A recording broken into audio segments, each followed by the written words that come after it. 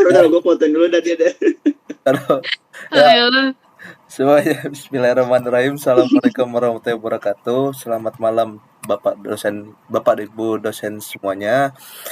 Perkenalkan, kami dari kelompok 2 yang dimana kami ingin mempresentasikan pengembangan aplikasi chatbot berbasis apa nih, nggak kelihatan, berbasis AI, yang dimana kelompok 2 ini terdiri dari saya sendiri, yaitu Novaldo Zikrila dengan NPM 1314. Lalu ada Rifat Sungkar dengan NPM berapa, Pat? Itu 331. 2331. Lalu kemudian ada Aditya Seta dengan NPM berapa, Dit? NPM-nya 1256. 1256. Dan juga Selvi Aulia. NPM-nya berapa, Sel? Dengan NPM 1330. 1330. Yang dimana pada kesempatan ini, kali ini kita akan mempresentasikan hasil perencanaan proyek dengan judul pengembangan aplikasi chatbot berbasis AI pada salah satu perusahaan, yaitu PT PLN Icon Plus, untuk memenuhi tugas pada mata kuliah manajemen proyek. Yang dimana secara umum proyek ini bertujuan untuk mengembangkan sebuah aplikasi chatbot berbasis AI yang dapat membantu memberikan informasi layanan secara cepat, akurat, dan tersedia selama 24 jam. Selain itu, chatbot ini diharapkan dapat mengurangi beban pertanyaan rutin yang selama ini ditangani oleh customer service. Nah, di dalam perencanaan proyek ini, kami menetapkan durasi proyek selama 22 minggu dengan total anggaran sebesar 500 juta. Yang dimana perencanaan tersebut kemudian kami kembangkan mulai dari work breakdown struktur atau WBS, kemudian dilanjutkan dengan jadwal proyek, biaya, kualitas, resiko pengadaan, serta sampai dengan pengelolaan sumber daya dan stakeholder. Pada presentasi ini kami akan menjelaskan bagaimana proyek tersebut direncanakan agar dapat berjalan sesuai dengan target waktu, biaya, kualitas, serta kebutuhan stakeholder. Bapak Ibu semuanya, kita akan masuk ke dalam slide selanjutnya,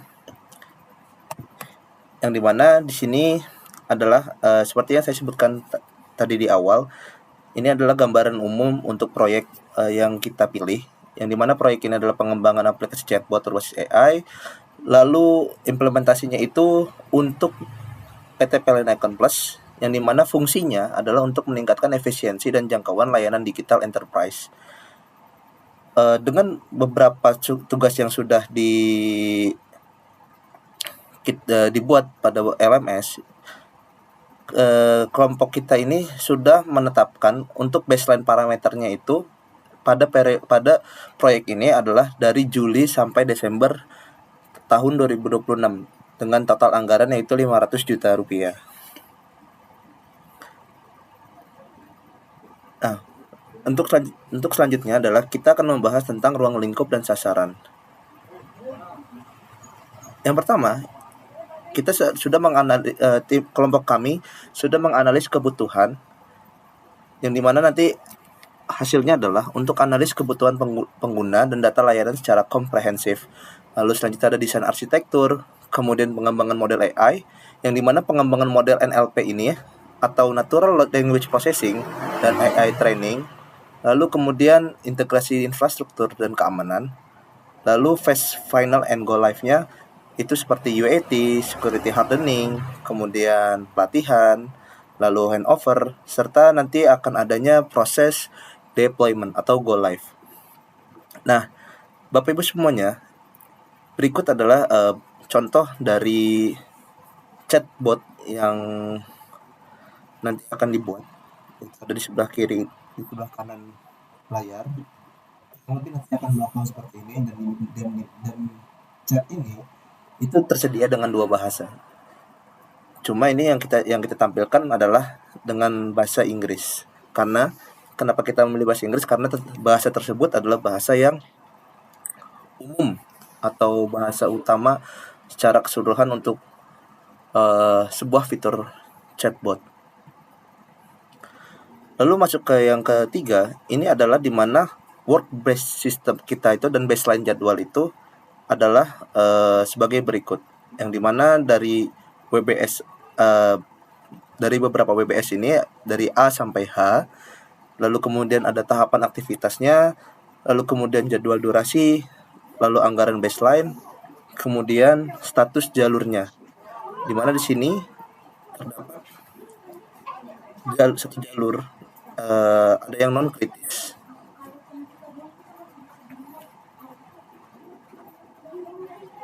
Untuk selanjutnya yaitu ada baseline biaya dan kualitas. Yang dimana total baseline yang kita dari awal sepakati adalah perkiraannya adalah 500 juta. Yang dimana beberapa target baseline kualitas performance-nya itu adalah pertama untuk akurasi jawaban dari sebuah chatbot tersebut, yang dimana harus paling tidak lebih dari 90%, dan respon chatnya itu adalah 5 detik.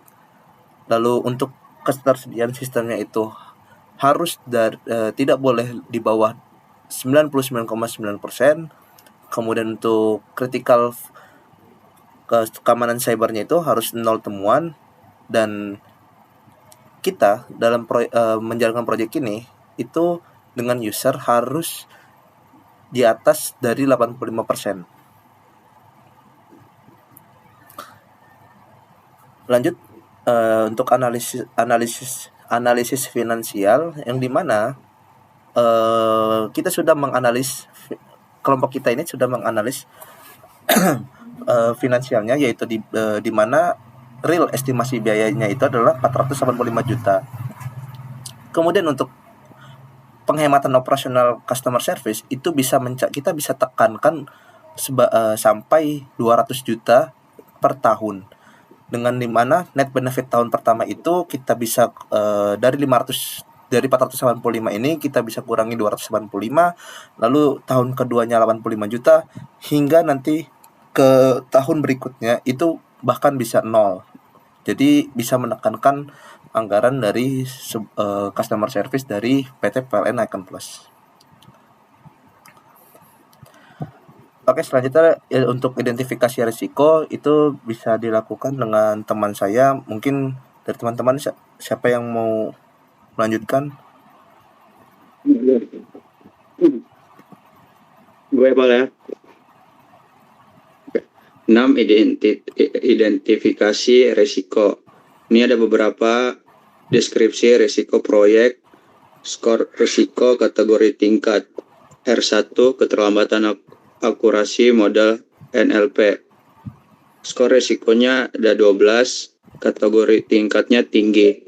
Kemudian R2 kerentanan keamanan kritikal.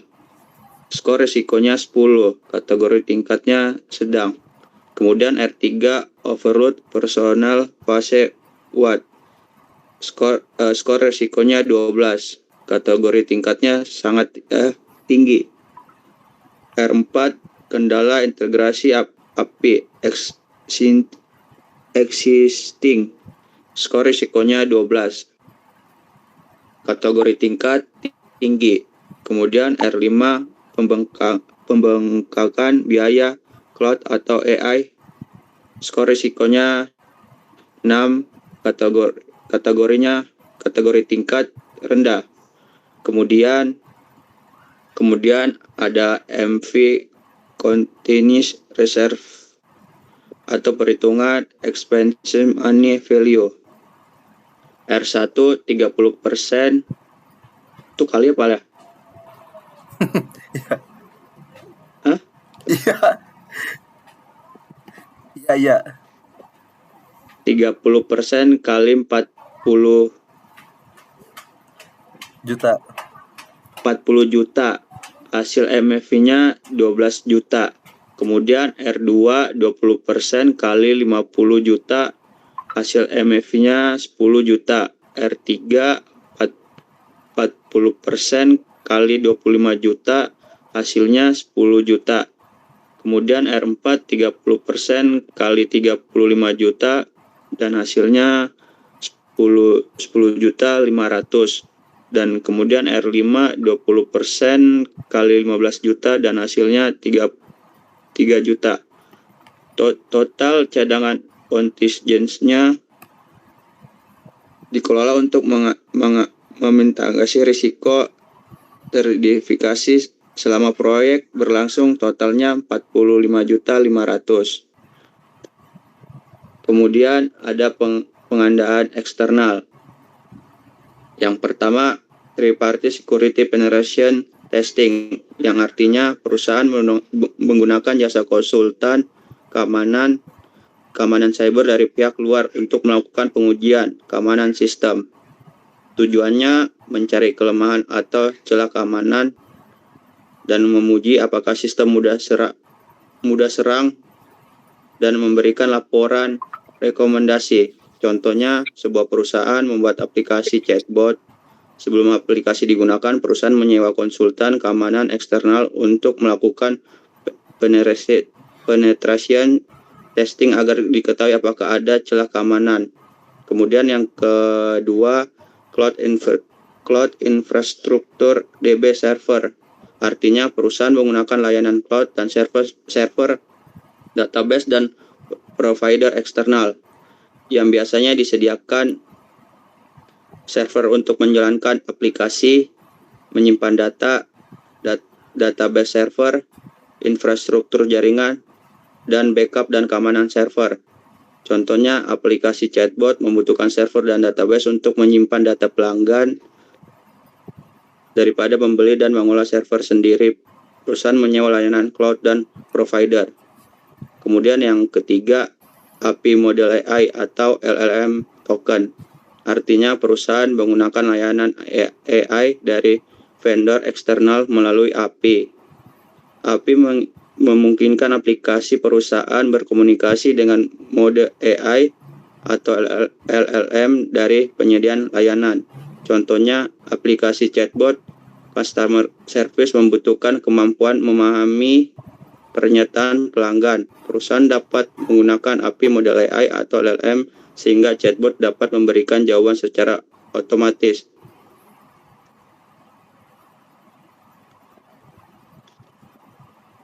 Token biasanya digunakan sebagai satuan pemrosesan teks dan menjadi salah satu dasar perhitungan biaya penggunaan API.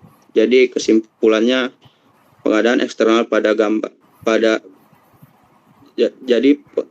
eksternal pada perusahaan tidak menyediakan semuanya sendiri, tetapi membeli atau menggunakan layanan dari pihak luar untuk mendukung proyek secara sederhana. Udah bawah lagi 9 ya.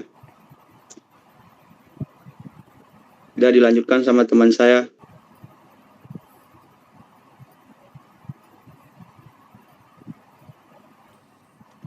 Ya, boleh saya lanjut ya. Ini yang untuk bagian scope of work eksternal. Ini yang pertama ada security testing, black box dan grey box pada web chatbot, portal admin, dan endpoint AI. Jadi security kita testing dulu keamanannya, lalu di sini ada deliverable, yaitu kita vulnerability assessment report, rekomendasi perbaikan, dan retesting, gitu kita testing lagi. Dan ada cloud infrastructure, di sini ada VPS atau container server, PostgreSQL yang database, load balancer, monitoring, firewall, IP, whitelisting, dan daily backup.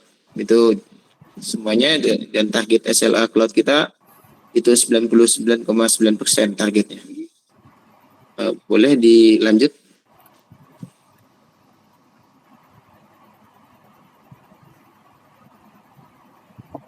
Oke. Ya, di sini kita ada OBS ya, atau organizational breakdown structure.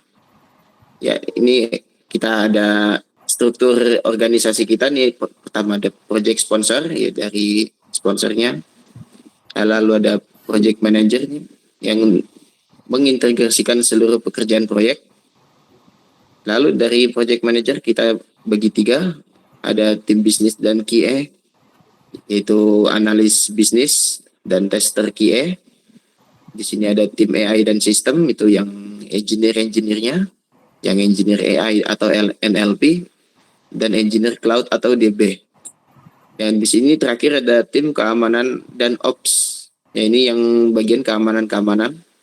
Di sini ada security specialist dan sistem admin atau support.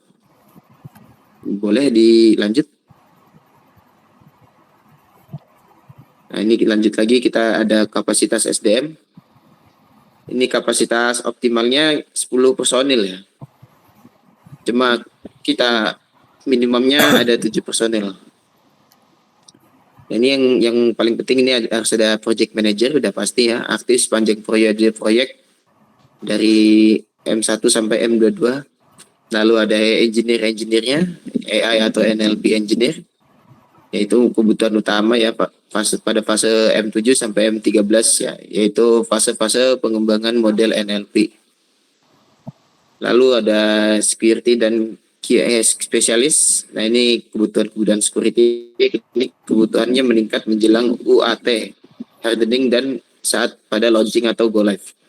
Ini konfigurasi minimumnya, kalau pada fase minimum, dukungan tambahan sementara diperlukan saat terjadi beban pada puncak. Ya, boleh dilanjut.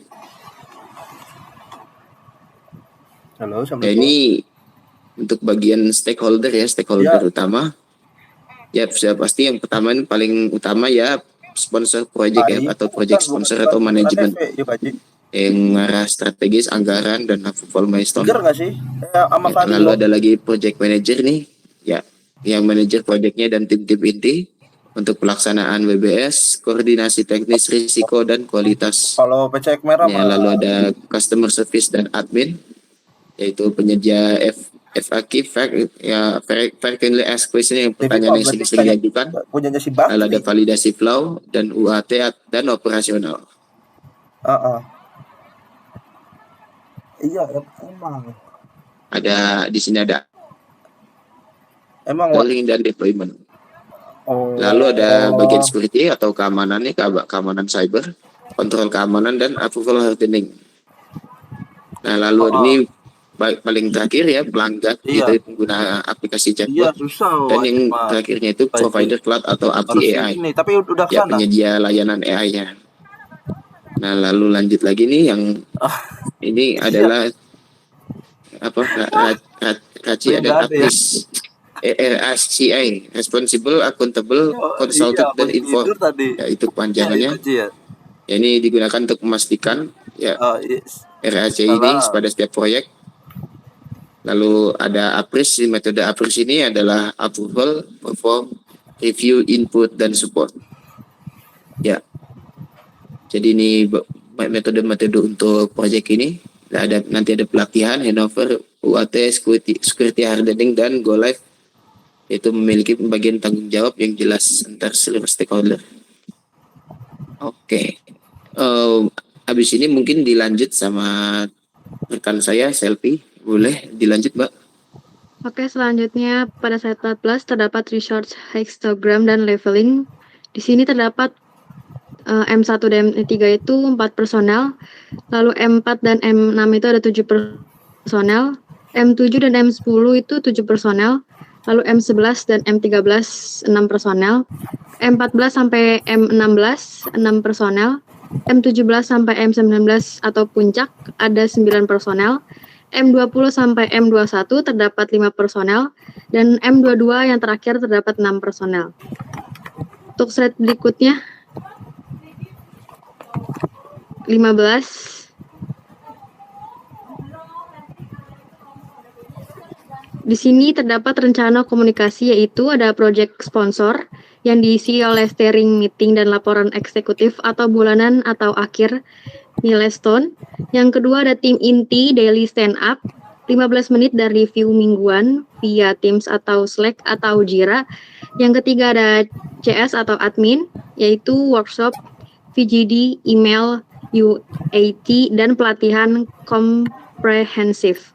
Lalu berikutnya ada IT atau infrastruktur, yaitu joint technical meeting dan dokumen integrasi sistem. Yang kelima ada security, yaitu security review, audit, tiket temuan, dan evaluasi berkala. Dan yang terakhir ada pelanggan, yaitu web banner, media sosial, chatbot message, dan survei.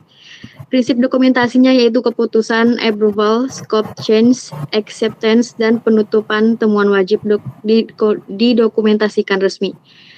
Slide berikutnya 16 yaitu harapan dan KPI stakeholder. Di sini ada manajemen dengan pencapaian selesai 22 minggu, anggarannya yaitu sebesar 500 juta, milestone approve. Kalau CS dan admin itu UAT-nya 85%, admin 100% terlatih, beban manual turun minimal 30%. Lalu berikut ada IT atau infrastruktur, availability-nya 90,9%, API-nya 5 detik, tanpa downtime tak terencana. Kalau keamanan cyber itu 0 critical, vulnerability, and high finding tertangani 100%. Yang kelima, pelanggan akurasi 90%, response 5 detik, GCIT 4,2 atau 5. Dan yang terakhir ada tim proyek, blocker kritis 2 hari kerja, dan rework 10%. Oke, slide berikutnya. Ada acceptance kriteria pengadaan. Itu dibagi menjadi 2 ya. Yang pertama ada standar keamanan, 0 critical vulnerability, high vulnerability, 100% remediate, dokumentasi mitigasi and panduan hardening lengkap.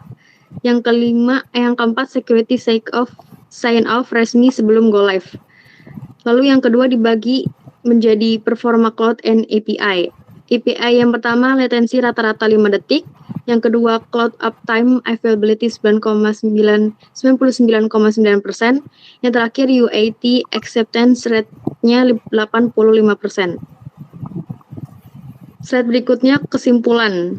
Jadi kesimpulannya baseline proyek terencananya, proyek dirancang secara terstruktur dengan baseline durasi 22 minggu dan alokasi anggarannya sebesar 500 juta.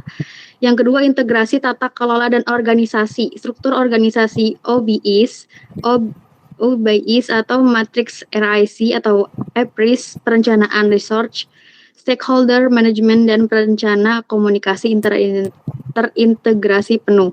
Yang ketiga, fokus pengendalian risiko utamanya, yaitu fokus risiko utama berpusat pada akurasi model NLP, keamanan cyber, ketersediaan SDM saat UAT, integrasi API, dan efisiensi biaya cloud atau API AI. Ukuran keberhasilan proyek diukur tidak hanya dari suksesnya go live, tetapi juga aspek kualitas, keamanan, tingkat adopsi, kepuasan pengguna, dan kendali biaya.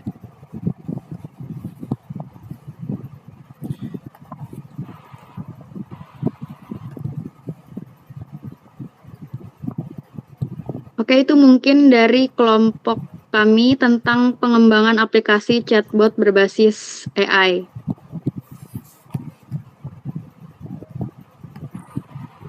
Oke, terima kasih teman-teman semua. Baik, demikian presentasi dari kelompok 2 tentang pengembangan aplikasi chatbot berbasis AI pada salah satu perusahaan yaitu PT PLN Icon Plus. Dari perencanaan yang telah kita susun, dapat disimpulkan bahwa keberhasilan proyek tidak hanya ditentukan oleh pengembangan teknologinya, tapi juga oleh pengelolaan waktu, biaya, resiko, sumber daya, komunikasi, keamanan, serta bantuan dari para stakeholder secara terintegrasi. Kami menyadari bahwa dalam penyusunan proyek ini masih terdapat kekurangan. Oleh karena itu, kami sangat terbuka terhadap kritik dan saran yang dapat membantu kami untuk menjadi lebih baik. Sekian presentasi dari kelompok kami. Terima kasih atas perhatian Bapak Ibu dosen dan teman-teman semua. Assalamualaikum warahmatullahi wabarakatuh.